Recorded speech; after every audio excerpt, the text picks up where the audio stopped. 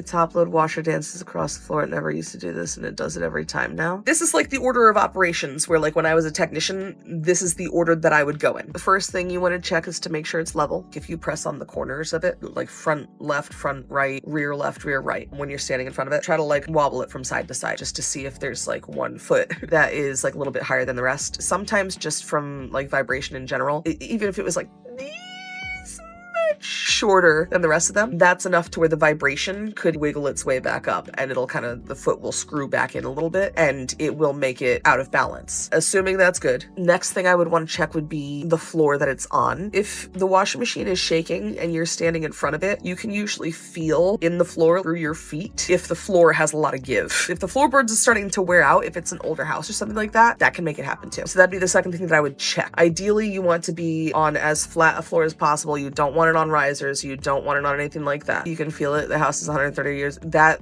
may just be the reason then, unfortunately, because the vibration can make a difference over time. But just make sure that the washing machine is as level as it can be. Ideally, they like to have washing machines installed in like cement basements, like as low as you can go to the ground. Your concrete basement floor, you're never going to feel the vibration across the room from the washing machine when it's spinning, versus you go one floor up and then 2 floors up. It vibrates a lot more than you would think, especially if it's in an older house. And then just make sure that you are loading it correctly and using the right amount of detergent. In terms of loading it, you don't want to load it more than like 3/4 of the way full, not like squished down. That's like loosely filled. Ideally, you want it to be between halfway and 3/4 of the way full in a top load washing machine. Try to keep the same weight fabric together. If you, for example, have a lot of lighter t-shirts in with heavier jeans, all in the same wash load, there is a higher chance that your machine is going to shake more and go out of balance more often. It's not to say that you can't do that at all. It's just to say that there is a higher chance, making it harder for the machine to compensate is the general idea. So make sure that you're loading it correctly. Make sure you're not using too much detergent as well, because if you're using too much detergent, you can start to get a buildup inside of your machine. If you have a buildup inside of your machine, it adds weight. It adds a lot more weight than you would think when it starts building up on the insides of the machine where you can't even see it. What's going to happen then is it's going to shake a lot more, especially because it makes it more difficult for it to drain as well if there are a lot of bubbles. Make sure that if you have been using too much, that you start using less and you use a washing machine cleaner. If you already have a really bad buildup, you might want to like run it through several times back to back to back. Sometimes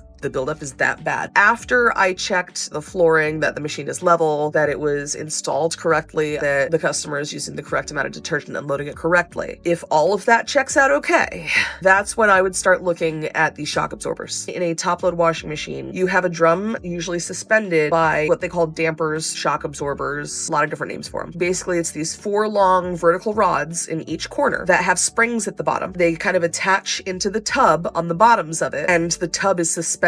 So that's why if you are looking down into a top load washing machine and you press down on the tub, the whole thing bounces and it can like wobble, unless you have a really older machine or a really cheap machine, because the really older styles weren't suspended like that. That's like even before my time as a tech, but modern day top load washing machines, this is pretty much how they all are. The easiest way to test whether or not your dampers or your suspension rods are good is if you take your hands and you press on each one of the 4 corners. So you just press and release. Ideally, if those springs are still good, if the shock absorbers are still good and they're not worn out, what should happen when you press down on it, it should spring right back up. And it might do like a little bit of, but it shouldn't do it for very long. If it's working correctly, when you press down on it, it should go boop.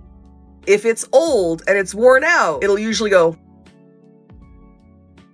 It kind of sways. That's something that you always replace all 4 at the same time so that they have even wear. That's the long and short of what I would start with.